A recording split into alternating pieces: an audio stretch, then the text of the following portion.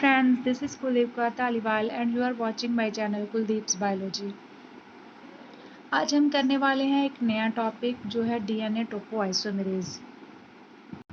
इस वीडियो में हम समझने वाले हैं कि डीएनए टोपोआइसोमेरेज होता क्या है, इसके कितने टाइप्स हैं और ये क्या फंक्शन करता है। एक्चुअली डीएनए टोपोआइसोमेरेज का मीनिंग क्या है, तो यही हम समझेंगे। आप बने रहिए मेरे साथ, पूरा वीडियो देखिए। और अगर मेरे चैनल पे नए हैं आप तो सब्सक्राइब कर लीजिए मेरा चैनल कुलदीप्स बायोलॉजी, ताकि जो भी मैं नए वीडियोस डालूं, जो इम्पोर्टेंट वीडियोस मैं डालने वाली हूँ इस सीएसआईआर एग्ज़ाम के लिए, आपको मिलती रहे।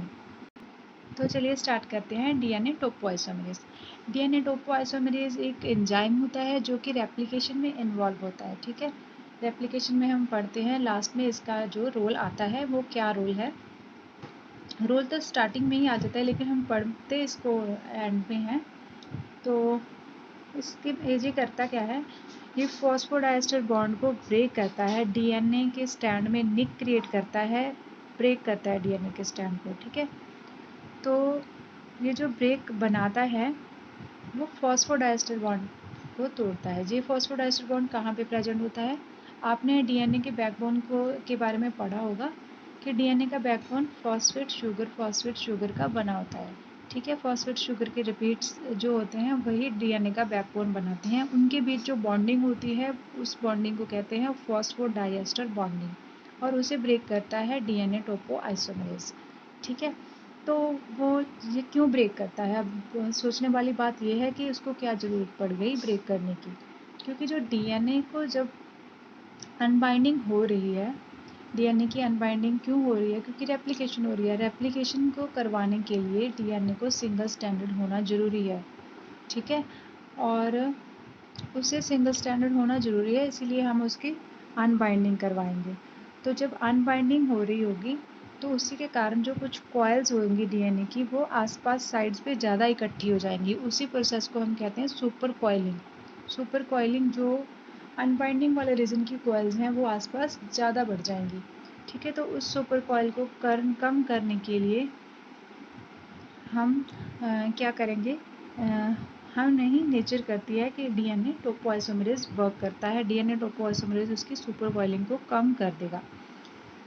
कम कैसे करेगा, फॉस्फोडाइएस्टर बॉन्ड को ब्रेक करके। तो ब्रेक करने के बाद होता क्या है, मैं आपको समझाने की कोशिश करती हूँ, आप भी समझने की कोशिश कीजिए कि क्या हो रहा है।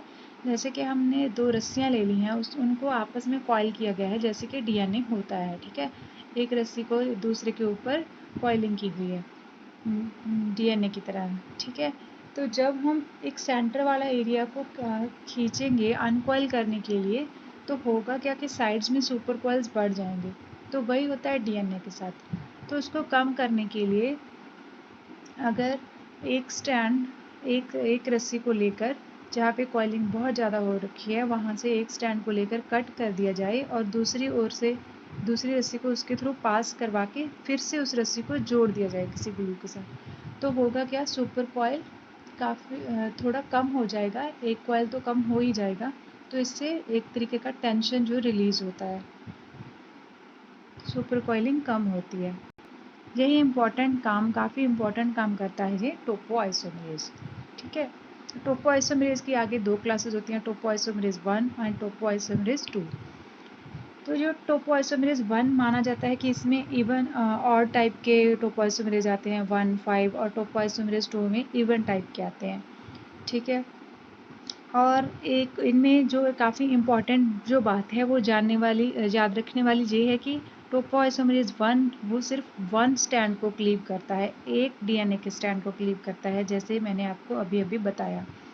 ठीक है, लेकिन जो टोपोआइसोमेरेज 2 है वो दोनों ही स्टैंड्स को ब्रेक करता है। अब ये दोनों स्टैंड्स को ब्रेक क्यों करता है, ये भी तो जानने वाली बात है। ठीक है, ये इसलिए करता है क्योंकि जब डीएनए काफ़ी ज़्यादा सुपर कॉइल हो जाता है तो वो डीएनए के डबल स्टैंड भी आपस में रैप हो जाते हैं। तो उसे कम करने के लिए दोनों स्टैंड को कट करके दूसरे वाले डीएनए को उसके थ्रू पास किया जाता है। तो हम कह सकते हैं कि डीएनए टोपोआइसोमेरेज 2 है जो बड़े लेवल पे काम कर रहा है, पूरे डीएनए के लिए जो काम कर रहा है वो ये एक स्टैंड के लिए कर रहा है। ठीक है, तो जो टोपोआइसोमेरेज 1 है, टाइप 1 है, टाइप 1 के भी फर्दर 2 टाइप्स हैं। टाइप 1 के फर्दर ये 2 टाइप्स हैं, हम पहले टाइप 1 पे फोकस करते हैं। इसके जो 2 टाइप हैं टोपोआइसोमरेज 1 का टाइप ए और टाइप बी, और टाइप ए के फर्दर 3 टाइप्स हैं और टाइप बी का एक ही खुद ये टाइप है।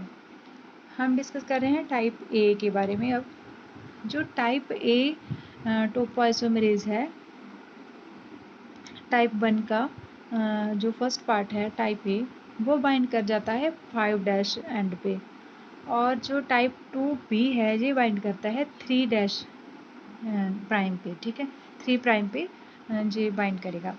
और इसका दूसरा काम टाइप 1 बी का, टाइप 1 बी का दूसरा काम ये है कि ये निक फॉर्मेशन करता है। एक स्टैंड पे जो हमने कहा है कि निक होगी, कट लगेगा, वो कट करने का काम करता है टाइप बी। तो चलिए हम पढ़ते हैं टाइप 1 ए की 3 टाइप्स के बारे में, जो कि हैं topo 1 A, Toppo third and reverse gyrase. टोपो का मीनिंग यहाँ पे टोपोआइसोमरेज ही है, topoisomerase 1 A, topoisomerase third and reverse gyrase, ये 3 टाइप्स हैं। और टोपोआइसोमरेज 1 ए यू बैक्टीरिया में पाई जाती है। यू बैक्टीरिया का मीनिंग है ट्रू बैक्टीरिया में पाई जाती है टोपोआइसोमरेज 1 ए। और टोपोआइसोमरेज थर्ड जो फॉर्म है वो यू बैक्टीरिया और यूकेरियोट्स में भी पाई जाती है।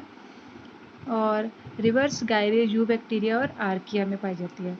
तो आप ये समझ लीजिए कि तीनों ही टाइप्स यू बैक्टीरिया में, ट्रू बैक्टीरिया में तो पाई ही जाती हैं। इसके अलावा सेकेंड टाइप जो है यूकेरियोट्स में पाई जाती है और थर्ड टाइप आर्किया में पाई जाती है, ठीक है।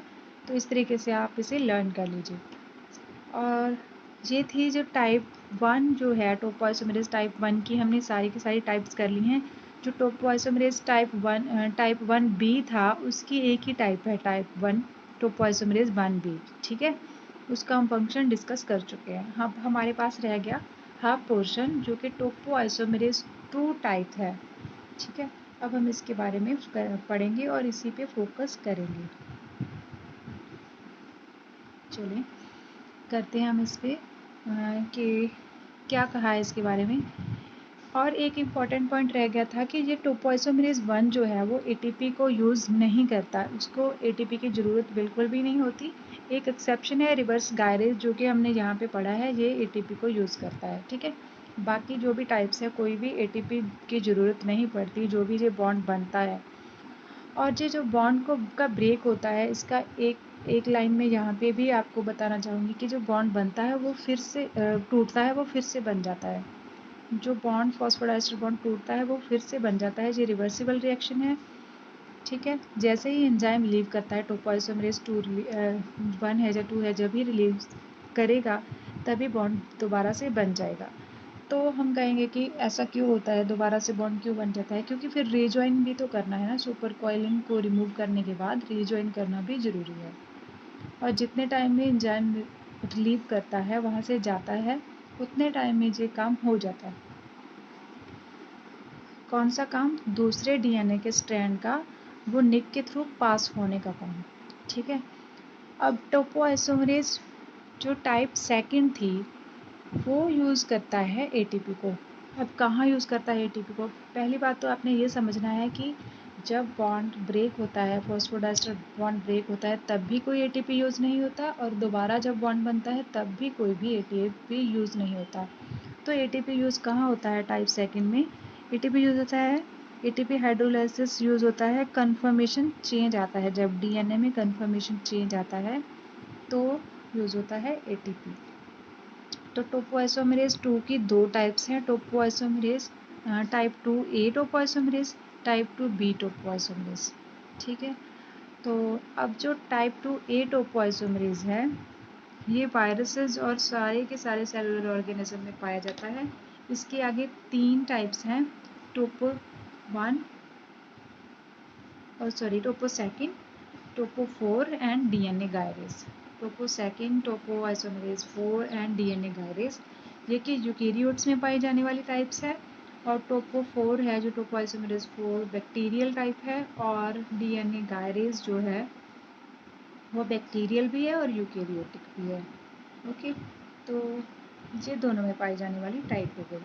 और लास्ट जो हमारी टाइप बची है वो है type 2 topoisomerase, type 2 B topoisomerase की जो टाइप है वो है टोपोइसोमेरेज 6। टोपोइसोमेरेज 6 प्लांट्स और फंजाई दोनों में पाया जाता है। दोनों जो बड़े एक तरीके से कह सकते हैं हम प्लांट के ग्रुप हैं, ऑर्गेनिज्म के ग्रुप हैं, प्लांट्स में भी और फंजाई में, दोनों में पाया जाता है।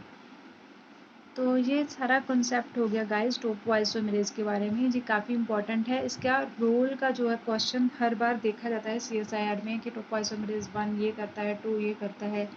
ये 2 नंबर में आ ही जाता है, 2 मार्क्स में आ जाता है। कई बार स्टेटमेंट्स जो बन के 4 मार्क्स में भी आती हैं इसके बारे में।